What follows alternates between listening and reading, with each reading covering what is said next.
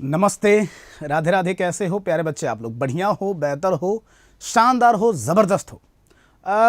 Thumbnail देख करके भैया चौक मत जाना कि भाई साहब आज क्या कुछ पढ़ने वाले हैं, है ना। पढ़ने वाले हो उत्तर प्रदेश और साथ ही साथ भारत की जनगणना। एक नए तरीके से पढ़ोगे जिसमें कि सबसे पहले हम लोग थ्योरी करेंगे और थ्योरी के बाद से बच्चे क्वेश्चन करेंगे, है ना। क्योंकि त्योहारों में उलझे हैं आप लोग, इसलिए मेरी कोशिश है कि आपको बेहतर कंटेंट दें, आराम आराम से पढ़ाएं, एक एक चीज़ को समझाएं और समझाने के बाद से कोशिश करें कि भाई आप इसको दोबारा पढ़ने की ज़रूरत ना पड़े, है ना। और इसको लेकर के देखो, आज जो नोट्स मैं प्रोवाइड कराऊंगा ना वो टाइप फॉर्मेट में है, यानी आपको लिखने की ज़रूरत नहीं है। इसका टेलीग्राम चैनल से जा करके लिंक देख करके और डाउनलोड कर लेना PDF। मज़े से पढ़ना, कुछ नया सीखना, बहुत कुछ नया मिलने वाला है बच्चे। तो आओ भाई, सबसे पहले यहाँ पर हम शुरुआत करते हैं। क्या सबसे पहले हम लोग शुरुआत करते हैं दीपावली विशेषांक, जो भारत और उत्तर प्रदेश की जनगणना है। लिखा है भाई यूट्यूब पर पहली बार ऐसा क्यों लिखा है हमने? क्योंकि थ्योरी भी है और साथ में MCQ भी है। वैसे थ्योरी यूट्यूब पे मैं पढ़ाता नहीं हूँ बच्चे, लेकिन हाँ यहाँ पर थ्योरी भी है और आपके लिए MCQ भी है। मज़ा आएगा। अगले कुछ मिनट आराम से बने रहना, देखना कुछ बढ़िया चीज़ों को। 40 से 45 मिनट की क्लास है, लेकिन आपका बहुत कुछ तैयार होने वाला है इसमें, है ना बच्चों। तो चलो सबसे पहले अगर बात करें कि यहाँ पर जिसके बारे में हम लोग पढ़ रहे हैं, जनगणना का जो इतिहास है ना, ये समझते हैं कि जनगणना का इतिहास क्या होता है बच्चों। देखो बच्चे, मैं सिर्फ यहाँ पर मॉडर्न जनगणना की बात कर रहा हूँ, क्योंकि पुराने समय में जनगणना बहुत सारे तरीकों से की जा रही होगी, बहुत सारी चीज़ें मिलेंगी, लेकिन मॉडर्न जनगणना की बात करते हैं। पहली बात तो ये है कि जनगणना की आवश्यकता क्यों पड़ी भाई। तो देखो, जनगणना अगर हम बात करें बच्चे, किसी भी राज्य में या किसी भी देश में हम करा रहे हैं तो इसके पीछे दो बड़े मकसद हैं। क्या भाई? एक तो देश की जो सरकार है उसको आंकड़ा रहेगा तो वो अपने संसाधनों का वितरण कर सकती है। क्या? संसाधनों का जो वितरण है वो ढंग से कर सकती है ना। संसाधनों का जो वितरण है बच्चे वह ढंग से कर सकती है, और साथ ही साथ कल्याणकारी योजनाएं चला सकती है। कि भाई साहब जो कल्याणकारी योजनाएं हैं, कल्याणकारी योजनाएं यह चला सकती है। तो जनगणना का जो बेसिक उद्देश्य है वो यही है बच्चे कि जनगणना के माध्यम से राज्य सरकारें, केंद्र की सरकारें या किसी भी देश की जो सरकार है वो कल्याणकारी योजनाओं को चला सके और उसके पास में एक डाटा हो। तो पहली लाइन जो लिखी हुई है ना, लिखा हुआ है कि जनगणना किसी भी क्षेत्र में रहने वाले लोगों का एक पूर्ण आंकड़ा है जिसके माध्यम से देश की सरकार जो है वो संसाधनों का वितरण करती है तथा कल्याणकारी योजनाओं का संचालन करती है। अब जो पहला सवाल पूछा जाता है, दुनिया की जो पहली जनगणना हुई थी, आधुनिक विधि से दुनिया की पहली जनगणना कहां पर हुई? प्रश्न का उत्तर याद रखना बच्चे कि 1749 में दुनिया की पहली आधुनिक जनगणना हुई, और ये कहां पर हुई? स्वीडन में। ध्यान रखना कि 1749 में स्वीडन में दुनिया की पहली आधुनिक जनगणना हुई, वर्तमान ढंग से जनगणना हुई। इसके बाद ना जनगणना के क्रम में जब हम लोग आगे बढ़ते हैं तो 1790 में अमेरिका में भी जनगणना की शुरुआत होती है। लेकिन दुनिया ने जो अमेरिका से सीखा ना, वह सीखा दशकीय जनगणना, यानी हर 10 वर्ष पर जनगणना का कॉन्सेप्ट। तो भले ही दुनिया में आधुनिक विधि से पहली बार जनगणना स्वीडन में हो रही है, लेकिन अगर पूछा जाए कि साहब दशकीय जनगणना की शुरुआत कहाँ से हुई, तो इस प्रश्न का उत्तर होगा कि दशकीय जो जनगणना है ना, इसको शुरू किया गया था कहाँ से बच्चों? तो दशकीय जनगणना की जो शुरुआत हुई, यह शुरू हुई कहाँ से? तो दशकीय जनगणना की शुरुआत हुई बच्चे अमेरिका से। कहां से? अमेरिका से। याद रखना इसको, क्योंकि यह भी बहुत बार पूछा जाता है। आगे बढ़ते हैं। अब ब्रिटेन में जो जनगणना कराई गई थी ना भाई, स्वीडन में हो गया, अमेरिका में हो गया, तो अगली जनगणना कहां पर होगी? ब्रिटेन में होगी। तो ब्रिटेन में जो जनगणना होगी बच्चों, यह होगी 1801 में। ब्रिटेन में जनगणना कब होगी? 1801 में होगी। और जब ब्रिटेन में होगी तो हमने यूपी के कुछ शहरी क्षेत्रों में भी जनगणना का आयोजन किया, जैसे इलाहाबाद में जनगणना का आयोजन हुआ। तो सवाल ये है कि सर इलाहाबाद में जनगणना का आयोजन कब हुआ? 1824 में। और इसके बाद से जब इलाहाबाद में होगा तो बाबा विश्वनाथ की नगरी में भी पहुंचेंगे लोग, तो बनारस में 1827-28 में जनगणना हुई।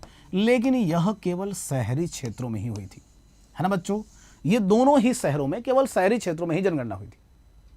ग्रामीण क्षेत्रों में जब जनगणना की बात करें, पूर्ण शहर जहां पर पूरी जनगणना हुई थी भारत का, वह था ढाका, जहां 1830 में पूर्ण शहर में, पूरे शहर में जनगणना हुई। शहर और गांव ओवरऑल जो जनगणना हुई थी वो हुई थी कहां पर? तो ढाका भारत का पहला शहर था जहां पर ओवरऑल जनगणना हुई। तो फिर से समझो भाई, क्या है कि अगर पूछा जाए दुनिया में पहली जनगणना कहाँ पर हुई आधुनिक विधि से, स्वीडन में। 10 की जनगणना कहाँ पर हुई, तो 10 की जनगणना कहाँ पर होगी, अमेरिका में होगी। ब्रिटेन में 1801 में, और ब्रिटेन के साथ ही भारत के कुछ शहरों में जैसे कि इलाहाबाद में 1824 में, बनारस में 1827 में, और ढाका में 1830 में। हाँ, ये बात अलग है कि अब ये इलाहाबाद का नाम चेंज हो गया है और प्रयागराज हो चुका है, लेकिन उस जमाने में जब जनगणना हुई थी तो 1824 में ही हुई थी। इसके थोड़े समय बाद में बच्चों पंचायतों को निर्देश दिया गया 1849 में। ये सवाल एसएससी सीजीएल में पूछा गया था कि किस वर्ष में पंचायतों को निर्देश दिया गया कि 5 साल में जनगणना कराएं। तो 5 साल में जो जनगणना का कॉन्सेप्ट है ना, ये शुरू होता है 1849 में। 1849 में पंचायतों को यह निर्देश दिया गया कि वो हर 5 वर्ष पर जनगणना का आयोजन कराएं। कितने वर्ष पर बच्चे? हर 5 वर्ष पर जनगणना का आयोजन कराएं। प्रिय बच्चों, यहाँ पर एक चीज़ ध्यान दो कि अभी तक जो जनगणना हो रही थी ना, वो किसी शहर में हो रही, जैसे प्रयागराज में 1824 में, बनारस में 1827-28 में, और ढाका में 1830 में। लेकिन पूर्ण जब जनगणना की बात आती है ना, तो इसके लिए याद आता है 1872 में मेयो का कार्यकाल, जो कि आप देख पा रहे हैं, लिखा भी होगा कि 1872 में मेयो के समय में भारत में पहली बार जनगणना का आयोजन किया गया। पूरे भारत में पहली जो जनगणना आयोजित हुई, ये कब हुई? तो 1872 में। और किसके समय बच्चे? मेयो के समय में। और इसके थोड़े समय बाद 1881 में रीपन के समय में जब जनगणना का आयोजन हुआ, तो इसके बाद ये हो गया कि भैया अब जो जनगणना होगी यह होगी नियमित जनगणना, है ना, नियमित जनगणना। तो जनगणना का जो पहली बार शुरुआत हुई थी, ये हुई थी 1872 में, और रीपन के समय में 1881 में नियमित जनगणना की शुरुआत हुई। ये सवाल भी बहुत बार पूछा जाता है कि साहब भारत में नियमित जनगणना की शुरुआत कहाँ पर हुई? तो नियमित जनगणना की शुरुआत हुई, नियमित जनगणना की शुरुआत कब हुई? 1881 में। तो ये फिर से ध्यान दो, मैंने अभी तक क्या पढ़ाया भाई? स्वीडन दुनिया का पहला देश है जहाँ पर की जनगणना हो रही है 1749 में। इसके बाद मैंने पढ़ाया कि अमेरिका में 1790 में, और यहाँ से लोगों ने 10 की जनगणना की बात की। ब्रिटेन में 1801 में जनगणना हो रही है ना, और ब्रिटेन में जनगणना हुई तो उसके बाद ये जनगणना का जो कॉन्सेप्ट है भारत पहुँचता है 1824 में इलाहाबाद, 1828 में बनारस, 27-28 में, और फिर 1830 में ढाका। लेकिन अगर भारत में ओवरऑल भारत की बात करें तो हमने आपको पढ़ाया साहब कि 1872 में मेयो के समय में भारत में पहली बार जनगणना की शुरुआत हुई, और फिर 1881 में रीपन के समय में नियमित जनगणना की शुरुआत हुई। ठीक है बच्चों, आओ अब इसके बाद 4 सवाल और पूछे जाते हैं कि भारत में कौन सी समय अवधि है जिस समय अवधि को हम लोग स्थिर जनगणना का काल कहते हैं। एक तो सवाल ये बनता है कि स्थिर जनगणना का जो काल है ये किस समय को कहते हैं, है ना। फिर एक सवाल पूछा जाता है कि जनगणना का जो महान विभाजन वर्ष है, महाविभाजन वर्ष है, किस समय को कहते हैं भाई जनगणना का महान विभाजन वर्ष। फिर पूछा जाता है कि धीमी जनसंख्या वृद्धि का जो काल है ये कौन सा है भाई? धीमी जनसंख्या वृद्धि का काल है, यह कभी कभार पूछा जाता है बच्चों। और इसके बाद पूछ लिया जाता है जनसंख्या विस्फोट। क्या बच्चे? जनसंख्या विस्फोट, जनसंख्या विस्फोट, जनसंख्या विस्फोट। प्रिय बच्चों, स्थिर जनगणना का काल, फिर महाविभाजन वर्ष, फिर सवाल पूछा जाता है आपसे क्या कि धीमी जनसंख्या वृद्धि का काल, और फिर जनसंख्या विस्फोट। आइए इन सभी चीजों को बहुत विस्तार से समझते हैं कि मामला क्या है। देखो 1901 से लेकर के 1901 से लेकर के और 1921 तक जो भारत की जनसंख्या है ना, ये बच्चे स्थिर बनी रहे, है ना। तो वृद्धि बहुत कम हुई, स्थिर बनी रही। इसका कारण क्या था? आप कहेंगे सर ये बताइए, स्थिर बनी रही इसका मतलब क्या है भाई? तो जितना जन्म दर था ना, लगभग उतना ही मृत्यु दर था। तो आपके मन में ये भी सवाल हो सकता है, सर ये बताइए इसका मतलब 2 लोग पैदा हुए, 2 लोग मर भी गए। उत्तर होगा नहीं, ऐसा नहीं हुआ, लेकिन कमोबेश ऐसा ही हुआ। कैसे? कि बच्चों जो स्थिर जनगणना का एरा था ना, इसमें एक तो महामारियां उत्तर प्रदेश में बहुत थी और भारत में भी, और दूसरा पहला विश्व युद्ध चल रहा था इस दौरान। तो महामारी और पहले विश्व युद्ध के कारण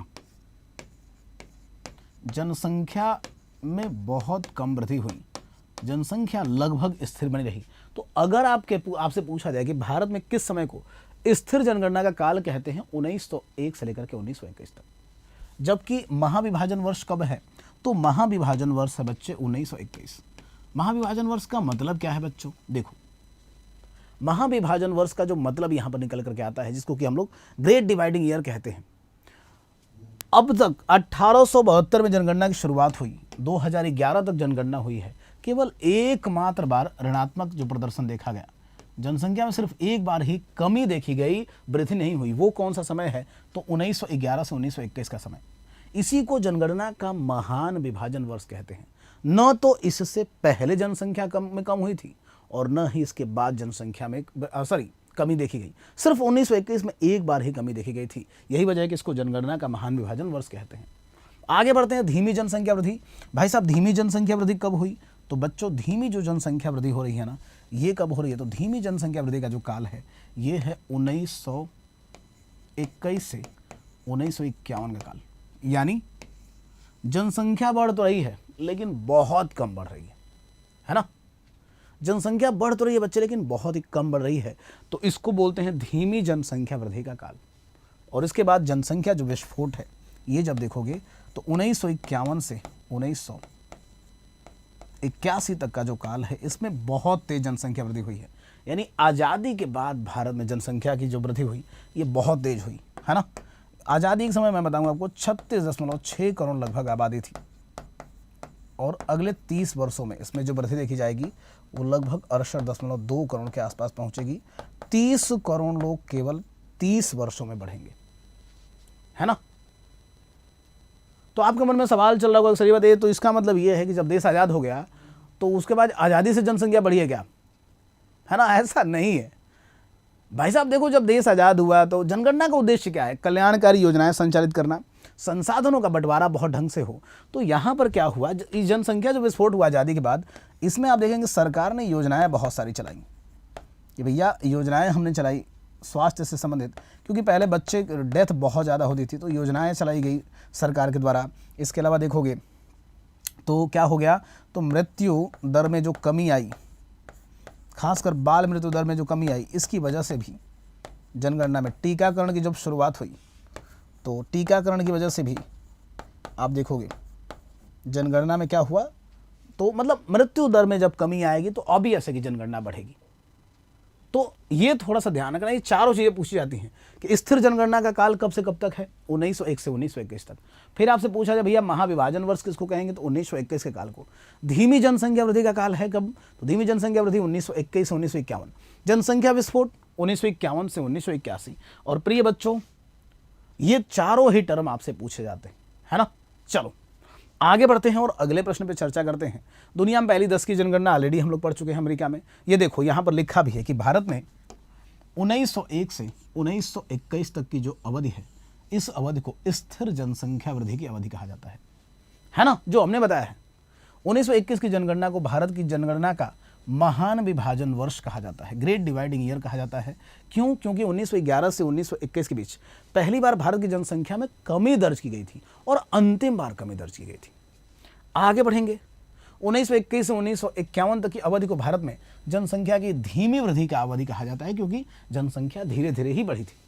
और फिर 1951 से 1981 तक की अवधि को हम लोग क्या बोलते हैं बच्चे? तो जनसंख्या विस्फोट की अवधि कहा जाता है। क्या? जनसंख्या विस्फोट की अवधि कहा जाता है, क्योंकि इस दौरान भारत की जनसंख्या में सबसे ज्यादा वृद्धि हुई थी, सबसे ज्यादा वृद्धि हुई थी। आगे बढ़ते हैं बच्चों, और यहां पर समझते हैं कि देश की जो स्वतंत्रता है और जनगणना के जो संवैधानिक प्रावधान है, ये क्या है ना। तो देश की स्वतंत्रता यानी 1951। देखो भाई, यहां से क्वेश्चन क्या क्या बनता है मैं बता दूं। पहला सवाल ये बनता है कि स्वतंत्र भारत की पहली जनगणना कब हुई? तो प्रिय बच्चों, इसको लिख लो कि स्वतंत्र भारत की जो प्रथम जनगणना हुई, यह कब हुई? तो स्वतंत्र भारत की प्रथम जनगणना यह हुई कब बच्चे? स्वतंत्र भारत की जो पहली जनगणना हुई, यह हुई 1951 में, है ना।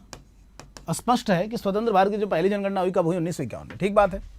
अब इस समय 1951 के समय में अगर सवाल पूछा जाए कि भारत की आबादी कितनी थी, तो भारत की जो आबादी थी ना बच्चे, 1951 में भारत की जो आबादी थी यह क्या थी? तो भारत की जो आबादी थी वो 36.6 करोड़ थी। एक ये याद रखना, है ना। ये पूछ लिया जाता है भाई स्वतंत्र भारत की पहली जनगणना 1951 में हुई और 1951 में भारत की आबादी आप देखोगे 36.6 करोड़। अगर साक्षरता पूछ ले तो साक्षरता बच्चे लगभग 12% थी। हालांकि साक्षरता को लेकर के गतिरोध है, कुछ सोर्सेज में 18% में बताया जाता है ना। और जब 1951 में लिंगानुपात की बात करें तो लिंगानुपात यह बच्चे पूछा जाता है तो याद रखना लिंगानुपात कितना था? 946 था, है ना, 946 था। अब प्रिय बच्चों संवैधानिक प्रावधान की बात करें तो एक चीज समझना कि अगर आपसे संवैधानिक प्रावधान की जब चर्चा करेंगे कि साहब संवैधानिक प्रावधान क्या है, ये मैं समझाने का प्रयास कर रहा हूं, आप सभी बच्चे बस समझना। संवैधानिक जो प्रावधान है ना, अगर देखोगे तो यह क्या है बच्चों? संवैधानिक प्रावधान ये है कि जनगणना बच्चे गृह मंत्रालय के अधीन आता है। कौन से मंत्रालय के अधीन? गृह मंत्रालय के अधीन, है ना। फिर एक सवाल पूछा जाता है कि जनगणना अधिनियम बच्चे कब पेश किया गया था? तो जनगणना जो अधिनियम है ना, जनगणना जो एक्ट है यह कब पेश किया गया था? तो जनगणना अधिनियम पेश किया गया था 1948 में। और जनगणना किस सूची का विषय है? संघ सूची का विषय है। किस सूची का विषय भैया? संघ सूची का विषय है। किस सूची का विषय है बच्चे? संघ सूची का विषय है। ये फिर से समझ लो जो मैं समझा रहा हूं। क्या भाई, अगर आपसे सवाल पूछे कि आजाद भारत की पहली जनगणना कब हुई? 1951 में। 1951 के समय भारत की आबादी कितनी थी? 36.6 करोड़। फिर साक्षरता कितनी थी? 12%। हालांकि कुछ सोर्सेज में यह 18% भी मिलता है। तो आप कहेंगे सर ये बताइए 12% क्यों आप लिखवा रहे हैं? क्योंकि भाई साहब एसएससी ने जो प्रश्न पूछा है और एग्जामों ने जो प्रश्न पूछा है उसमें ज़्यादातर में उन्होंने ऑप्शन 12% दिया है। और लिंगानुपात कितना था? 946 था। संवैधानिक अगर प्रावधानों की बात करें तो जनगणना किस मंत्रालय के अंतर्गत आती है? तो जनगणना आती है भैया गृह मंत्रालय के अंतर्गत। कौन से मंत्रालय के अंतर्गत? गृह मंत्रालय के अंतर्गत। जनगणना अधिनियम कब पेश किया गया? 1948 में। और जनगणना संघ सूची का विषय है। इसका मतलब ये है कि जनगणना जो है वो केंद्र सरकार ही आयोजित कराती है। आई बात समझ में? आओ इसका जो नोट्स है ना वो पढ़ लेते हैं। जैसे 1948 में लिखा गया है कि जनगणना जो अधिनियम पेश किया गया था 1948 में पेश किया गया था। किसने पेश किया था? तो सरदार पटेल ने। क्यों भाई? क्योंकि सरदार पटेल भारत के गृह मंत्री थे। तो बड़ा ही स्पष्ट है कि यही पेश करेंगे जनगणना अधिनियम, है ना। जनगणना अधिनियम कब आया? 1948 में। अब इस अधिनियम के अनुसार जनगणना किस सूची का विषय है भाई? संघ सूची का विषय है। तो अगर सवाल पूछे जनगणना किस सूची का विषय है? संघ सूची का। फिर जनगणना किस मंत्रालय के अंतर्गत आती है? गृह मंत्रालय के अंतर्गत। और किस अनुच्छेद में? तो 7वीं अनुसूची के 7वीं जो अनुसूची है इसी के अनुच्छेद 246 में इसका प्रावधान है ना। 7वीं अनुसूची के अनुच्छेद 246 में जनगणना संबंधी प्रावधान है। और एक सवाल जो यूपी पुलिस में पूछा गया था कि केंद्र स्तर पर जनगणना विभाग का जो शीर्ष अधिकारी होता है ये कौन होता है? तो रजिस्ट्रार जनरल और जनगणना आयुक्त होता है बच्चे। क्या? तो रजिस्ट्रार जनरल और जनगणना जो आयुक्त होता है ना, मोस्ट इंपॉर्टेंट है कि केंद्र स्तर पर। प्रिय बच्चों फिर से मैं समझा दूं कि जनगणना संघ सूची का विषय है। ये बार बार मैं बता रहा हूं ताकि आपको याद हो जाए। और जनगणना अधिनियम कब पेश किया गया? तो जनगणना जो अधिनियम है ना यह पेश किया गया 1948 में। कब पेश किया गया? 1948 में। तो जनगणना जो एक्ट है यह पेश किया गया था 1948 में। याद रखना जनगणना संघ सूची का विषय है। अगर देखा जाए जनगणना से संबंधित यहाँ पर आंकड़ों की, तो ये भी ध्यान देना कि जनगणना से संबंधित ये जो आंकड़े हैं इसके बारे में अगर हम चर्चा करें बच्चों, बहुत अच्छे से चर्चा करें कि जनगणना संघ सूची का विषय है, जनगणना अधिनियम 1948 में पेश किया गया। तो यहाँ पर एक चीज़ और ध्यान रखना बच्चों कि जनगणना ना गृह मंत्रालय के अधीन काम करती है। किस मंत्रालय के अधीन? गृह मंत्रालय के अधीन काम करती है। और इसका जो प्रावधान है वो 7वीं अनुसूची में है। 7वीं अनुसूची। तो जनगणना के लिए जिम्मेदार जो मंत्रालय है ना वो कौन सा है? तो जनगणना के लिए जो जिम्मेदार मंत्रालय है वो है गृह मंत्रालय। 7वीं अनुसूची का हिस्सा है जनगणना। और बच्चे अनुच्छेद 246 में इसके प्रावधान है। किसके? तो अनुच्छेद 246 में इसके प्रावधान है। तो ये भी ध्यान रखना अनुच्छेद 246 में इसके प्रावधान है। प्रिय बच्चों जनगणना का जो सर्वोच्च अधिकारी होता है सेंट्रल स्तर पर, केंद्र स्तर पर जो सर्वोच्च अधिकारी है ना वो कौन सा है? तो महारजिस्ट्रार और जनगणना आयुक्त, जिसको कि रजिस्ट्रार जनरल और जनगणना आयुक्त के नाम से भी जाना जाता है। एकदम क्लियर हुई सारी बात? जल्दी से कमेंट करके बताओ, है ना। एकदम क्लियर हुई बच्चे? मस्त होकर के पढ़ो और इसको देखो जरा सा कि किस तरीके से आप ना बस पढ़ते रहो, मतलब कंटेंट की फिक्र मत करना। मैं आपसे बार बार कह रहा हूं बच्चे कि ये जो कंटेंट है ना ये बहुत ही मजेदार है। क्या है? बहुत ही मजेदार है और बहुत ही शानदार। आगे बढ़ते हैं बच्चे और नेक्स्ट यहां पर डिस्कशन करते हैं कि भाई देखो यहां पर वो चीज लिखी भी गई है कि स्वतंत्र भारत की जो पहली जनगणना थी कब आयोजित हुई थी? 1951 में, है ना। और इस समय देश की जनगणना जो जनसंख्या कितनी थी भैया? तो 36.6 करोड़। भारत की साक्षरता 12% थी, जिसमें कि पुरुष 17% और महिलाएं 7%। तो पुरुष और महिलाएं दोनों को मर्ज करोगे 17 7 24 होगा और डिवाइडेड बाई 2 करोगे तो कितना हो जाएगा? 12 हो जाएगा, है ना। ये बच्चे 1951 की जनगणना थी। फिर एक ना यूपी पुलिस में सवाल पूछा गया कि मेगा सिटी किसको कहते हैं? तो ये मैं यहां पर आपसे थोड़ा सा जानना चाहता हूं कि भाई सिटी, मेट्रोपॉलिटन सिटी और मेगा सिटी, जिसको कि शहर तुम लिख रहे हो, फिर लिख रहे हो महानगर यानी मेट्रोपॉलिटन सिटी, और फिर लिख रहे हो मेगा सिटी, जिसको कि मेगा आप शहर कह रहे हो या महाशहर कह रहे हो, इसको मेगा सिटी कहा जाता है। बच्चे ध्यान रखना, यूपी पुलिस में आपका ये मेगा सिटी ही पूछा गया था कि मेगा सिटी किसको कहेंगे। तो मैं इसकी थोड़ा सा परिभाषा आपको बता दूं तीनों के बारे में, है ना। जैसे अगर शहरों की बात करें तो जब आबादी 1 लाख से अधिक होगी, आबादी कितनी हो बच्चे? 1 लाख से अधिक हो। आबादी कितनी हो? जब भी आबादी 1 लाख से अधिक होगी, है ना। सुनना ध्यान से कि आबादी जब 1 लाख से अधिक हो ना उसको क्या बोलते हैं? शहर बोलते हैं। और अगर पूछा जाए भारत में कितने शहर हैं तो भारत में 640 शहर हैं बच्चे। 640 ऐसे शहर हैं जिसकी आबादी क्या है? तो 1 लाख से अधिक है। ध्यान रखना कि शहर के लिए शर्त क्या है? आबादी 1 लाख से अधिक हो। जो महानगर है इनके लिए शर्त क्या है? आबादी 10 लाख से अधिक हो, 10 लाख से अधिक, है ना। और अगर पूछा जाए यूपी में कितने महानगर हैं तो 7 महानगर हैं। 7 महानगर अपने उत्तर प्रदेश में हैं। 7 महानगर कहाँ पर है? उत्तर प्रदेश में। ये कभी कभार पूछा जाता है। और महानगर में जो महानगर होते हैं बच्चों, इन महानगरों में ही आप देखेंगे ना तो यहाँ पर सिफारिश की गई है कोर्ट के द्वारा कि साहब जो जितने महानगर हैं उन सभी जगहों पर कमिश्नरी प्रणाली लागू हो। तो अगर यूपी में पूछा जाए कितने ऐसे जिले हैं जहाँ पर कमिश्नरी प्रणाली लागू है तो वो यही 7 जिले हैं, क्योंकि आबादी कितनी है? 10 लाख से अधिक है। मेगा शहर किसको कहेंगे? तो आबादी 1 करोड़ से जब अधिक होगी तब, 1 करोड़ से अधिक, है ना।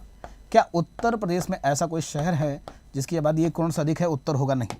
क्या भारत में ऐसा कोई शहर है जिसकी आबादी 1 करोड़ से अधिक है? तो देखो 2011 की जनगणना में 3 ऐसे शहर थे जहां पर आबादी 1 करोड़ से अधिक थी। कितने ऐसे शहर थे? मैं 2011 के हिसाब से बता रहा हूं। अभी देखोगे तो लगभग 6 शहर मिलेंगे, लेकिन 2011 के अनुसार ऐसे 3 शहर थे, है ना। जैसे कि दिल्ली हो गया, मुंबई हो गया, कलकत्ता हो गया। ये 3 शहर थे जिनकी आबादी 1 करोड़ से अधिक है। तो आप समझिए इस चीज़ को, शहर यानी आबादी 1 लाख से अधिक। अब इसमें जब गुणा 10 करोगे तो ये हो जाएगा महानगर कि भैया 10 लाख से अधिक, और जब 10 लाख गुणे 10 करोगे तो ये हो जाएगा 1 करोड़। इसको बोलेंगे मेगा शहर, है ना, मेगा शहर। तो याद रखना बच्चे कि ये जो शहर, भारत में कुल कितने शहर हैं? 640। महानगर यूपी में कितने हैं? 7। क्या भारत में कितने हैं? भारत में इसकी संख्या को लेकर के बच्चे बड़ी दुविधा मिलती है। जैसे कहीं कहीं पर ये 43 मिलता है, कहीं कहीं पर 53 मिलता है ना। और 1 करोड़ से अधिक जो आबादी है 2011 की जनगणना के अनुसार ऐसे 3 शहर हैं जिनकी आबादी 1 करोड़ से अधिक है। लेकिन वर्तमान में ये डाटा चेंज हो सकता है, क्योंकि हम जो बात कर रहे हैं वो सिर्फ 2011 जनगणना की ही बात कर रहे हैं, इसलिए बच्चे ध्यान से सुनते रहिए। आइए आगे बढ़ते हैं। और यहाँ पर ये पूरी बड़ी भाषा लिखी गई है। महाशहर की भी बात मैंने बता दिया कि महाशहर या महानगर। अब जनगणना 2011 के बारे में पढ़ते हैं कि जो जनगणना 2011 है इसका क्या यहाँ पर बच्चे कि जनगणना 2011 का क्या सीन है, आओ समझते हैं। देखो जनगणना 2011, पहली बात तो ये है कि ये आज़ाद भारत की 7वीं जनगणना थी। अगर कोई पूछ रहे कि जनगणना 2011 आज़ाद भारत की कौन से क्रम की जनगणना थी, तो आज़ाद भारत की 7वीं जनगणना थी, है ना। 7वीं जनगणना थी बच्चे। आज़ाद भारत की कौन सी? तो 7वीं जनगणना थी। और ओवरऑल कुल 15वीं जनगणना। कुल कौन सी? तो 15वीं जनगणना। अगर 1872 से ना जाए तो ये कुल 15वीं जनगणना थी। लेकिन आज़ाद भारत की कौन सी? तो आज़ाद भारत की बच्चे 7वीं जनगणना थी। बहुत बार पूछा जाता है कि जनगणना 2011 आज़ाद भारत की कौन से क्रम की जनगणना थी? 7वीं जनगणना थी। लेकिन ओवरऑल आप देखोगे तो कुल ये 15वीं जनगणना थी, है ना। इसकी थीम क्या थी भाई? तो इसकी थीम थी हमारा जनगणना हमारा भविष्य। तो ये पूछा जाता है कि इसका थीम क्या था भैया? तो इसका थीम था हमारा जनगणना हमारा भविष्य, हमारा भविष्य। और एक सवाल और पूछा था कि जनगणना 2011 में कुल कितने विषय थे? तो 29 विषय थे बच्चे जनगणना 2011 में, है ना। 29 विषय थे। कुछ प्रश्न भी मैं लेकर के आया हूँ 2024 में, अलग अलग परीक्षाओं में पूछे गए प्रश्नों को यहाँ पर मैं शामिल किया हूँ। ठीक है भैया। तो देखो, और इसका जो फेस थी, जो फेस ऑफ सेंसस 2011, तो फेस थी प्रगणक शिक्षिका, क्योंकि शिक्षकों ने ही बच्चे इस जनगणना को ऑर्गेनाइज किया था 2011 में। तो इसकी जो फेस थी वह थी प्रगणक शिक्षिका। ये भी पूछा जाता है। तो देखो, अगर बात करें 2011 की जनगणना, तो ये भारत की 7वीं जनगणना है। क्या है बच्चों? 7वीं, और कुल 15वीं जनगणना है। आज़ाद भारत की 7वीं और कुल 15वीं जनगणना है। इसकी थीम क्या थी? थीम थी हमारा जनगणना हमारा भविष्य, यह थीम थी। और 2011 की जनगणना में कुल कितने विषय पूछे गए थे? तो 29 विषयों पर प्रश्न पूछे गए थे। कितने बच्चे? 29 विषयों पर प्रश्न पूछे गए थे। और जनगणना की जो फेस थी वह थी प्रगणक शिक्षिका। क्या नाम था? प्रगणक शिक्षिका इसका नाम था बच्चे। चलो आगे बढ़ते हैं और नेक्स्ट यहाँ पर डिस्कस करते हैं। सभी बच्चे बता दो, है ना। सभी बच्चे यहाँ पर कमेंट करके बताओ। चलिए, नोट कर लिए क्या? बहुत बढ़िया, आगे बढ़ते हैं। अब एक सवाल कभी कभार पूछा था कि ये बताइए, दुनिया का जो कुल हिस्सा है उसका कितना क्षेत्रफल भारत पास है? तो केवल 2.4% जो भूभाग है ना, यही भारत पास है बच्चे। 2.4% जो भूभाग है यही भारत पास में है। लेकिन जनगणना अपने पास में 17.5% है। 17.5% जो आबादी रहती है वो रहती है कहाँ पर बच्चे? तो भारत में। तो ये भी थोड़ा सा ध्यान रखना। अगर कोई पूछ ले, ये बताइए दुनिया का कुल कितना % क्षेत्रफल भारत के पास है? तो क्षेत्रफल हमारे पास में बहुत ज़्यादा नहीं है, केवल 2.4% है। लेकिन जनगणना हम ठीक ठाक लेके घूम रहे हैं, 17.5% लेके घूम रहे हैं बच्चे, है ना। 17.5%, ये ध्यान रखिए। और इस 17.5 में से भी अगर मैं यूपी की बात कर लूँ तो उत्तर प्रदेश भारत की कुल जनसंख्या का 16.5% तो अपने यूपी में है। 16.5% बच्चे यूपी में है। जबकि अगर बात करें ना तो सबसे कम जनसंख्या सिक्किम में है। यानी अगर जनसंख्या को देखा जाए सबसे ज़्यादा उत्तर प्रदेश में बच्चे, और सबसे कम कहाँ पर है? सिक्किम में, है ना। ध्यान रखना। क्या भाई? सबसे कम सिक्किम में है और सबसे ज़्यादा यूपी में है, अगर जनसंख्या की बात करें, राज्यों की बात करें तब। और केंद्र शासित प्रदेशों में बच्चे, दिल्ली में सबसे ज़्यादा जनसंख्या है और सबसे कम लक्षद्वीप में है। तो ये थोड़ा सा ध्यान रखना कि अगर कहीं पर ये क्वेश्चन पूछेगी, ये बताइए केंद्र शासित प्रदेशों में सबसे अधिक जनसंख्या कहाँ पर है? दिल्ली में है, और सबसे कम लक्षद्वीप में है। प्रिय बच्चों, एक चीज़ ध्यान दो यहाँ पर कि अगर उत्तर प्रदेश में जनसंख्या पूछ ले कि यूपी में सबसे ज़्यादा कहाँ पर है, तो प्रिय बच्चों याद रखना, यूपी में सबसे ज़्यादा प्रयागराज में और सबसे कम महोबा में। उत्तर प्रदेश में सबसे ज़्यादा कहाँ पर है? प्रयागराज में है, और सबसे कम कहाँ पर है? महोबा में। तो ये भी ध्यान रखना, यूपी में सबसे ज़्यादा प्रयागराज में और सबसे कम कहाँ पर है? महोबा में। यूपी में सबसे कम प्रयागराज में और सबसे कम कहाँ पर है? महोबा में, है ना। ये ध्यान रखो। तो देखो, फिर से मैं इसको समझा दूं। देखो, दुनिया का कुल भूभाग का केवल 2.4% भारत के पास में है। लेकिन जनगणना के मामले में अगर हम बात करें तो जनगणना हमने ठीक ठाक रखी है, और वो जनसंख्या हमारे पास में 17.5% है। भारत में सबसे ज़्यादा कहाँ पर है? यूपी में है। यूपी में कितना है बच्चे? 19,98,12,341। ये यूपी में है। और इसको मिलियन में देखोगे ना तो ये लगभग 200 मिलियन है। और मैं बताऊं, अब जो 2021 वाली जनगणना जब कंप्लीट होगी ना, तो संभावना है कि ये 250 मिलियन हो जाएगी और लगभग 25 करोड़ के आसपास होगी, है ना। संघ शासित प्रदेशों में दिल्ली के पास सबसे ज़्यादा आबादी है, सबसे कम लक्षद्वीप। यूपी में सबसे ज़्यादा कहाँ पर है? प्रयागराज में, और सबसे कम महोबा में। लिख लिए क्या? चलो भाई आगे बढ़ते हैं। आगे यहाँ पर समझते हैं लिंगानुपात। भाई लिंगानुपात क्या होता है बच्चे? देखो, लिंगानुपात की बात करें तो प्रति 1000 पुरुषों पर जो महिलाओं की संख्या है, प्रति 1000 पुरुषों पर जो महिलाओं की संख्या है ना, वही लिंगानुपात है। तो प्रति 1000 पुरुषों पर बच्चे महिलाओं की संख्या, इसी को क्या बोलते हैं? लिंगानुपात बोलते हैं। प्रिय बच्चों, अगर इसको केंद्र के हिसाब से देखें तो देखो, लिंगानुपात सबसे ज़्यादा कहाँ पर है? केरल में है। और सबसे बुरी कंडीशन में कौन है? तो हरियाणा, है ना। सबसे बुरी कंडीशन में कौन है बच्चे? हरियाणा है। अच्छा, एक चीज़ और ध्यान रखो कि अगर भारत का लिंगानुपात पूछ ले तो साहब भारत का लिंगानुपात कितना है? देखो भारत का जो लिंगानुपात है वो 943 है, और अगर इसको उत्तर प्रदेश का देखोगे तो यूपी कितना है? 912 है, और दोनों में अंतर जब निकाला जाएगा तो दोनों में अंतर 31 का निकल करके आता है ना। तो देखो फिर से मैं बताऊं, देखो भाई प्रति 1000 पुरुषों पर महिलाओं की संख्या को लिंगानुपात कहते हैं। लिंगानुपात कितना है? 943 है ना। सबसे अधिक लिंगानुपात केरल में है 1084, सबसे कम लिंगानुपात हरियाणा में है 879। केंद्र शासित प्रदेशों में सबसे अच्छा, जो केंद्र शासित प्रदेश है इसमें सबसे अच्छा लिंगानुपात पुडुचेरी का है। किसका है? पुडुचेरी का है। और सबसे कम किसका है? दमन और दीव का है, 618। प्रिय बच्चों याद रखो कि अब हम इसको अगर यूपी के परिप्रेक्ष्य से देखें कि उत्तर प्रदेश में जो लिंगानुपात की स्थिति है ये क्या है, तो ओवरऑल उत्तर प्रदेश में 912 है, लेकिन सबसे ज़्यादा है जौनपुर का लिंगानुपात। कितना है जौनपुर का? 1024।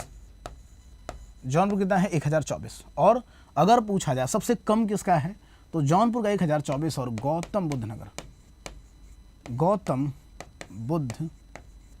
नगर इसका कितना है? तो गौतम बुद्ध नगर का है 851। क्या है? 851 है ना। तो गौतम बुद्ध नगर का 851 है, जौनपुर का 1024 है, और उत्तर प्रदेश का 912 है। जबकि सबसे ज़्यादा लिंगानुपात किसका है बच्चों? केरल का है ना। सबसे कम लिंगानुपात किसका है? तो हरियाणा का है। केंद्र शासित प्रदेशों में सबसे अच्छी स्थिति में कौन है? पुडुचेरी है 1037, और सबसे खराब स्थिति में दमन और दीव है। आगे बढ़ते भाई, जनसंख्या घनत्व। यहाँ पर जनसंख्या घनत्व का क्या मामला है? तो जनसंख्या घनत्व जब हमसे पूछा जाए बच्चों, है ना, कि बताइए जनसंख्या घनत्व का क्या मामला है, तो प्रिय बच्चों देखो अगर पूछा जाए कि जनसंख्या घनत्व क्या होता है, तो प्रति वर्ग किलोमीटर में निवास करने वाली जो आबादी है ना, प्रति वर्ग किलोमीटर में निवास करने वाली जो आबादी है इसी को बोलते हैं क्या? प्रति वर्ग किलोमीटर में निवास करने वाली आबादी, और इसको बोला जाता है बच्चे क्या? तो प्रति वर्ग किलोमीटर में जो निवास करने वाली आबादी है, याद रखना इसको बोला जाता है जनसंख्या घनत्व, है ना। और जनसंख्या घनत्व अगर बात करें बच्चे तो भारत का कितना है? 382, और यूपी का कितना है? 829। उत्तर प्रदेश का कितना है? 829। तो भारत का जो जनसंख्या घनत्व है बच्चे वो 382 है, और उत्तर प्रदेश का 812 है। अब भारत में अगर कंडीशन देखें, देखो मैंने बताया आपको भाई प्रति वर्ग किलोमीटर में रहने वाले व्यक्तियों की संख्या को ही क्या बोलते हैं? तो जनसंख्या घनत्व बोलते हैं। भारत का जनसंख्या घनत्व कितना है? तो 382 है भारत का। सबसे ज़्यादा बिहार में है 1106, सबसे कम अरुणाचल प्रदेश में है, केवल 17 है अरुणाचल प्रदेश में। क्या? केवल 17, केवल 17 लोग ही प्रति वर्ग किलोमीटर अरुणाचल प्रदेश में मिलेंगे। केंद्र शासित प्रदेशों में सबसे अधिक दिल्ली का है 11,320, और सबसे कम अंडमान निकोबार द्वीप समूह का है 46, है ना।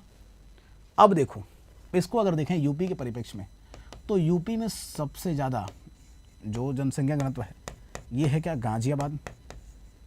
गाजियाबाद का जनसंख्या घनत्व सबसे ज़्यादा है बच्चे, और सबसे कम किसका है? ललितपुर का, है ना। ललितपुर का है। ललितपुर कितना है बच्चे? तो लगभग ललितपुर में 242 लोग रहते हैं। लेकिन अगर गाजियाबाद की बात करें, अगर आपसे पूछ ले ये बताइए जो गाजियाबाद का लिंगानुपात कितना है क्या भाई? तो गाजियाबाद का लिंगानुपात, अगर आपसे कहीं से भी सवाल पूछे ना गाजियाबाद का लिंगानुपात, तो बच्चों देखो गाजियाबाद का जो लिंगानुपात है और गाजियाबाद का 881, और गाजियाबाद का अगर जनसंख्या घनत्व, गाजियाबाद का जनसंख्या घनत्व, क्योंकि ये थोड़ा सा पूछा जाता है तो बच्चे ध्यान रखना कि गाजियाबाद का जो जनसंख्या घनत्व है बहुत बढ़िया। चलिए हाँ, बहुत सारे बच्चे यहाँ पर बता रहे हैं 3967 ये है बच्चे, क्या 3967 है। और जबकि अगर ललितपुर की बात करें, क्या ललितपुर की अगर बात करें तो यहाँ पर अगर प्रश्न पूछा जाए भाई साहब कि ललितपुर का क्या मामला है, ललितपुर का जनसंख्या घनत्व कितना है, तो ये भी बच्चे कुछ बता रहे हैं। यहाँ पर बहुत सारे बच्चे हैं जो कि कमेंट कर रहे हैं। चलिए 242 है ना। चलो बहुत बढ़िया। साक्षरता दर क्या होता है बच्चे? अगर साक्षरता दर की हम बात करें कि साक्षरता दर का क्या मामला है, क्या बच्चे साक्षरता दर का क्या मामला? देखो साक्षरता दर की जब बात करेंगे तो प्रिय बच्चों देखो साक्षरता दर क्या होता है कि 7 वर्ष से अधिक उम्र का कोई भी व्यक्ति, है ना, 7 वर्ष से अधिक उम्र का कोई भी व्यक्ति जो सामान्य से साधारण वाक्य को पढ़ ले अथवा लिख ले। उम्र कितनी होनी चाहिए? 7 वर्ष से अधिक उम्र होनी चाहिए बच्चे। या फिर 7 वर्ष हो या 7 वर्ष से अधिक उम्र हो, और वो एक साधारण वाक्य को पढ़ ले, क्या कोई भी एक साधारण वाक्य को पढ़ ले, उसी को बोला जाता है क्या, साधारण जो वाक्य है उसको पढ़ ले तो उसी को बोला जाता है, साधारण वाक्य को पढ़ ले, लिख ले, समझ ले, उसी को साक्षर। इसके लिए कोई डिग्री की जरूरत नहीं है। और साक्षरता की जब बात करेंगे तो भारत में कोई भी व्यक्ति जिसकी आयु 7 वर्ष से अधिक है, जो निश्चित समयावधि में पढ़ सकता है, साधारण वाक्य को समझ सकता है, लिख सकता है, उसको साक्षर मानेंगे। और केरल 94% साक्षर है, सबसे ज़्यादा, और न्यूनतम साक्षरता है बिहार की। इसी तरीके से केंद्र शासित प्रदेशों में सबसे अधिक साक्षरता लक्षद्वीप की है, और सबसे बुरी कंडीशन में दादरा और नागर हवेली है। अगर यूपी के परिप्रेक्ष्य में देखें कि भाई उत्तर प्रदेश में जो साक्षरता का हिसाब किताब है, ये अगर पूछ ले तो यूपी में बच्चों सबसे अधिक साक्षरता गौतम बुद्ध नगर की है। किसकी है? गौतम बुद्ध नगर की। और सबसे कम साक्षरता श्रावस्ती की है। श्रावस्ती की साक्षरता बहुत ही कम है बच्चे, है ना। तो उत्तर प्रदेश में अगर पूछा जाए सबसे ज़्यादा साक्षरता गौतम बुद्ध नगर और सबसे कम श्रावस्ती। महिलाओं में लेकिन ध्यान रखना कि महिला साक्षरता में कानपुर जो नगर है, महिला साक्षरता में ये बहुत अच्छी कंडीशन है। तो महिला साक्षरता में आप देखोगे कानपुर नगर टॉप पर है। महिला साक्षरता में कौन सा? तो कानपुर जो नगर है ये बहुत अच्छी कंडीशन में है ना, ये ध्यान रखना। चलो भाई आगे बढ़ते हैं। धार्मिक जनगणना कि धर्म के आधार पर भारत में क्या हिसाब किताब है। तो सबसे पहले मैं आपको बता दूं बच्चे की, तो धार्मिक जनगणना है ना, ये धार्मिक जनगणना 2001 में पहली बार आयोजित हुई, है ना। अगर कोई पूछे कि धार्मिक जनगणना का प्रारंभ कब हुआ, तो प्रिय बच्चों धार्मिक जनगणना का प्रारंभ हुआ था 2001 में, है ना। और 2011 वाली जो धार्मिक जनगणना थी ना, ये दूसरी धार्मिक जनगणना थी। तो इसमें ना सबसे ज़्यादा आबादी हिंदू आबादी रहती है भारत में, हिंदू आबादी, फिर मुस्लिम आबादी। और हिंदू मुस्लिम के बाद अपने पास में आदत है सिख कहने की, लेकिन सिख नहीं, हिंदू मुस्लिम के बाद ईसाई, फिर सिख, फिर बौद्ध और फिर जैन। ये आप देखोगे तो क्रम है बच्चे, है ना।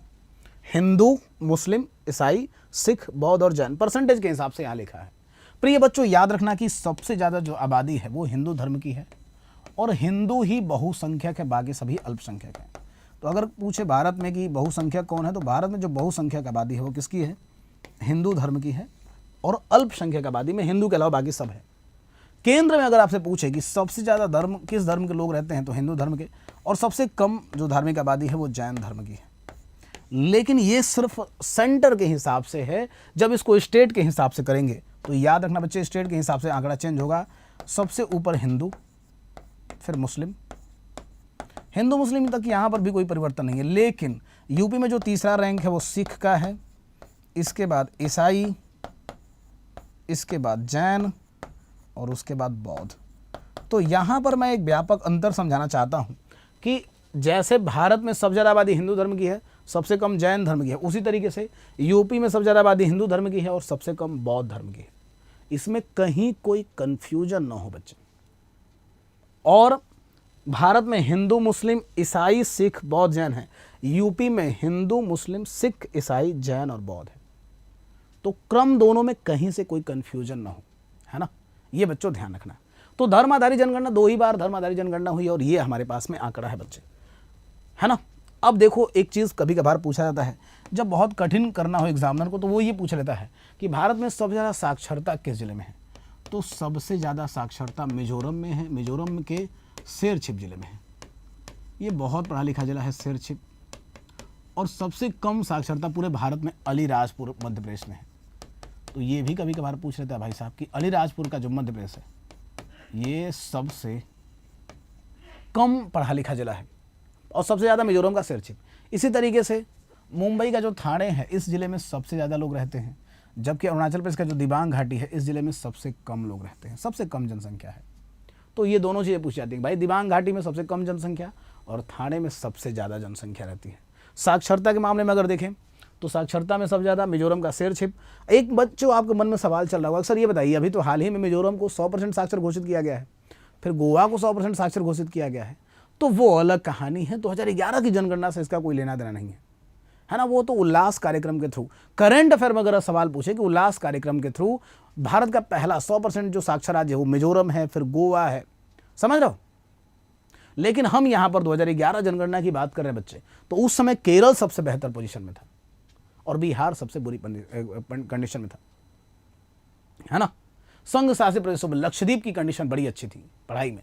याद रहेगा क्या बच्चों? चलो कुछ सवाल और पूछे जाते हैं, जैसे कि अगर पूछा जाए कि भारत में किस धर्म की साक्षरता जो दर है सबसे ज़्यादा है और किस धर्म का लिंगानुपात है, तो धार्मिक आधार पर अगर देखोगे तो जैन धर्म सबसे, अगर देखा जाए तो पढ़ा लिखा है। कौन सा धर्म? जैन धर्म सबसे पढ़ा लिखा है, जबकि इस्लाम धर्म सबसे कम पढ़ा लिखा है। इसी तरीके से लिंगानुपात ईसाई धर्म में है सबसे बढ़िया 1023 और सिख धर्म में सबसे कम है। हिमाचल प्रदेश में हिंदुओं की निवास करने वाली जो आबादी है वो सबसे ज़्यादा रहती है, जबकि मिजोरम में सबसे कम है। तो अगर कोई ये सवाल पूछे, ये बताइए भारत का कौन सा राज्य है जहाँ पर हिंदू सबसे ज़्यादा प्रतिशत के आधार पर सबसे ज़्यादा संख्या में निवास करते हैं, तो वो है हिमाचल प्रदेश में। और सबसे कम आबादी हिंदुओं की कहाँ पर है, तो वो है बच्चे मिजोरम में 2.75%। आई बात समझ में? नोट कर लिए बच्चों, ये जो कंटेंट मैं दे रहा हूँ ना, इसको 2 से 3 बार पढ़ना, जो नहीं आ रहा होगा उसको नोट करना। ये हमने पीपीटी पे इसलिए टाइप करवाई है क्योंकि लिख कर पढ़ाते हैं ना, तो पूरी संभावना है कि 1.5 से 2 घंटे जाते हैं, इसलिए मैंने टाइप करवाया है ताकि लिखने का जो समय है वो बच सके। बाकी हमको इसमें से बहुत सारी चीज़ें याद हैं और वो ऑफलाइन बैचेज में मैंने पढ़ाया है, ऑनलाइन की बात नहीं कर रहा हूँ, ऑफलाइन बैचेज में हमने पढ़ाया है बच्चे, इसलिए इसका कंटेंट का कीमत जरूर समझना आप लोग, है ना, याद रखना। अब एक चीज़ ना बच्चे और थोड़ा सा आपके मन में चल रहा होगा, सर ये बताइए जाति आधारित जनगणना क्या हिसाब किताब है? तो प्रिय बच्चों देखो, जाति आधारित जनगणना नहीं होती है। ये जाति आधारित जो जनगणना हुई थी पहली बार, ये कब हुई थी? तो जाति आधारित जो जनगणना है बच्चे, ये हुई थी कब? 1931 में, है ना। उसके बाद से कभी नहीं हुई। लेकिन हाँ, एससी वर्ग और एसटी वर्ग की जो जनगणना है ना, ये जरूर होती है, एससी और एसटी वर्ग की। अगर पूछा जाए कि भारत में सबसे ज़्यादा एससी वर्ग कहाँ पर रहते हैं? यूपी में। और यूपी में सबसे ज़्यादा कहाँ पर रहते हैं? तो एससी वर्ग यूपी में सीतापुर में रहते हैं। कहाँ पर बच्चे? सीतापुर में सबसे ज़्यादा, और सबसे कम बागपत में, है ना। ऐसे ही अगर बात करें एसटी वर्ग, तो भारत में सबसे ज़्यादा मध्य प्रदेश में एसटी वर्ग निवास करते हैं। और अगर इसको यूपी के परिप्रेक्ष्य में देखें तो यूपी में सबसे ज़्यादा सोनभद्र में निवास करते हैं और सबसे कम बागपत में। सबसे कम कहाँ पर बच्चे? बागपत में, है ना। इसी तरीके से बच्चे अगर हम देखें यहाँ पर, तो अयोध्या और जालौन में कोई भी एसटी आबादी नहीं है। अयोध्या और जालौन यहाँ पर आप देखोगे तो कोई भी एसटी आबादी नहीं है बच्चे, ध्यान रखना, ठीक है। तो ये देखो कि जाति आधारित जनगणना अब कहा जा रहा है कि भाई इस बार जो जनगणना होगी वो जो कास्ट बेसिस जो सेंसस होगा वो होगा। तो जाति आधारित जनगणना वैसे इससे पहले 1931 में हुई थी, लेकिन हाँ एससी और एसटी वर्ग का जो जाति आधारित जनगणना है ये होती है। एससी और एसटी वर्ग का जो जाति आधारित जनगणना है ये होती है।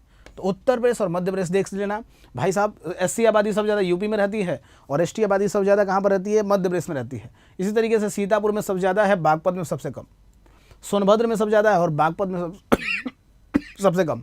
जबकि अयोध्या और जालौन 2 ऐसे जिले हैं जहाँ पर कोई एसटी आबादी नहीं रहती है। तो ये भी थोड़ा सा ध्यान रखना कि जो एससी एसटी वर्ग है इसका भी, है ना। इसी तरीके से एक स्लम आबादी होती है बच्चे, स्लम आबादी यानी झुग्गी झोपड़ी में रहने वाले लोग। तो भारत में जो सर्वाधिक स्लम आबादी है वो मुंबई के धारावी में मिलेगी। मुंबई में कहाँ? धारावी में। और सबसे कम जो स्लम आबादी है, हालांकि कई ऐसे जिले हैं जहाँ पर कोई स्लम आबादी नहीं मिलती है। यूपी में सबसे ज़्यादा स्लम आबादी कहाँ पर? तो यूपी में सबसे ज़्यादा स्लम आबादी मेरठ में आपको मिलेगी। आओ बच्चे प्रश्न को देखते हैं कि ये जो जनगणना हमने पढ़ा है, देखो प्रश्न जो हमने रखा है ना भारत के परिप्रेक्ष्य में ही रखा है, 2024-25 के ही प्रश्न हैं। तो इसको लेकर के परेशान ना होना बच्चे, है ना। चलो आओ थोड़ा सा समझते हैं कि भारत में जनसंख्या की जो जनगणना होती है, ये जो पॉपुलेशन सेंसस है कितनी अवधि पर होती है? पीछे मैंने बताया है कि भाई साहब 10 वर्ष की अवधि पर होती है। और अगर आपको याद हो तो हमने पढ़ाया आपको कि 1749 में पहली बार स्वीडन में आधुनिक विधि से जनगणना हुई। लेकिन 10 की जनगणना की शुरुआत अमेरिका में हुई थी। 10 की जनगणना की शुरुआत कब हुई? अमेरिका में हुई थी। और ये कब हुई थी? 1790 में। दुनिया का पहला देश जिसने 10 की जनगणना को क्या किया, शुरू किया, वो था कौन सा? अमेरिका। आगे बढ़ते हैं। वर्ष 2011 की जनगणना में कितने प्रश्न पूछे गए थे? मैंने बताया कि वर्ष 2011 की जो जनगणना है इसमें 29 प्रश्न पूछे गए थे। कितने? 29 प्रश्न। इसकी थीम क्या थी? हमारा जनगणना हमारा भविष्य, है ना। हमारा जनगणना हमारा भविष्य इसकी थीम थी। तो हमारा जनगणना और हमारा भविष्य, यह क्या थी बच्चे? इसकी थीम थी, याद रखना। और हमारा जनगणना हमारा भविष्य जो थीम है, प्रगणक जो शिक्षिका थी, प्रगणक शिक्षिका, यह इसकी फेस थी। तो अगर कोई पूछ ले कि फेस क्या थी भैया, प्रगणक शिक्षिका इसकी फेस थी, है ना। प्रिय बच्चों, जो 2011 की जनगणना थी ये कुल मिलाकर के 15वीं जनगणना थी और आज़ाद भारत की 7वीं जनगणना थी। ये भी आपको याद हो गया होगा या याद आ रहा होगा, आज़ाद भारत की 7वीं जनगणना, है ना। याद करके ही जाना आज, आज़ाद भारत की 7वीं जनगणना, ये थोड़ा सा समझना, है ना। तो ऑप्शन क्या होगा, बी होगा।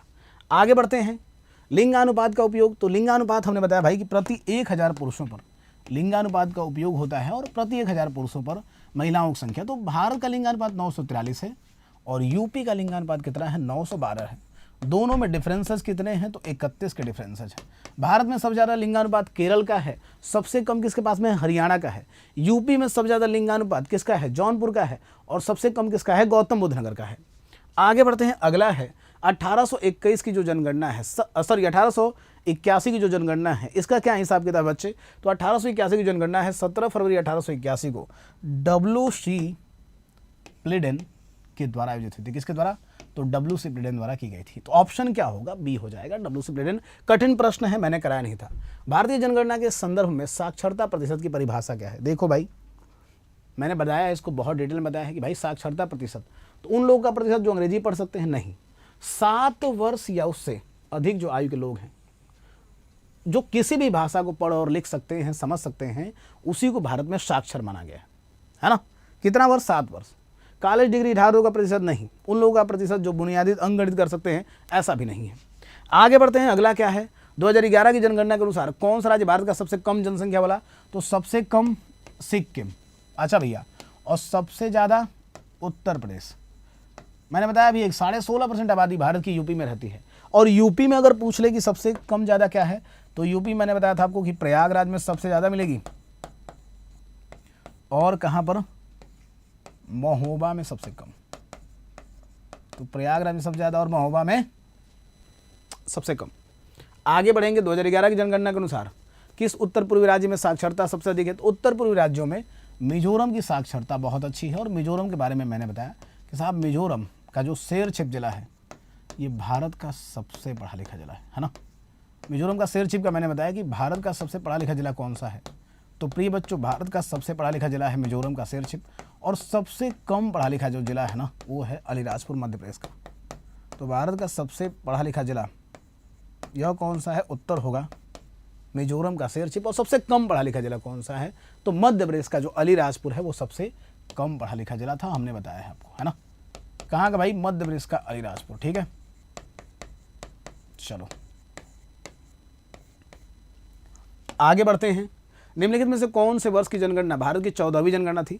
तो 14वीं जनगणना कौन से वर्ष की होगी भाई, जब अभी बता के आ रहा हूँ 2011 की जनगणना 15वीं है, तो इसका मतलब स्पष्ट है कि उससे पहले वाली जो जनगणना होगी वो 14वीं होगी। यानी 2001 की जनगणना बच्चे क्या है, तो ये 14वीं जनगणना है।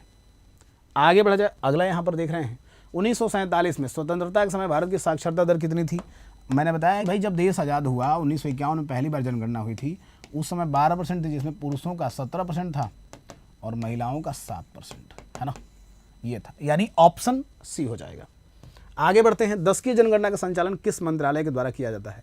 देखो, महापंजीयन और जनगणना आयुक्त, मैंने लिखवाया था कि केंद्रीय स्तर पर जो सर्वोच्च अधिकारी होता है जनगणना का, उसका नाम क्या है, तो महारजिस्ट्रार और जनगणना आयुक्त उसका नाम है ना। तो ये पहले तो भाई केंद्र का सबसे बड़ा अधिकारी है। किस मंत्रालय के द्वारा जनगणना का संचालन होता है, गृह मंत्रालय के द्वारा। मैंने लिखवाया है कि 7वीं अनुसूची के अनुच्छेद 246 में इस जनगणना का जिक्र है, यानी ऑप्शन क्या होगा, डी होगा। आगे बढ़ेंगे, अगला, भारत की 2011 के जनगणना के अनुसार भारत की जनगणना जनसंख्या का औसत घनत्व कितना है, तो 382 है औसत घनत्व।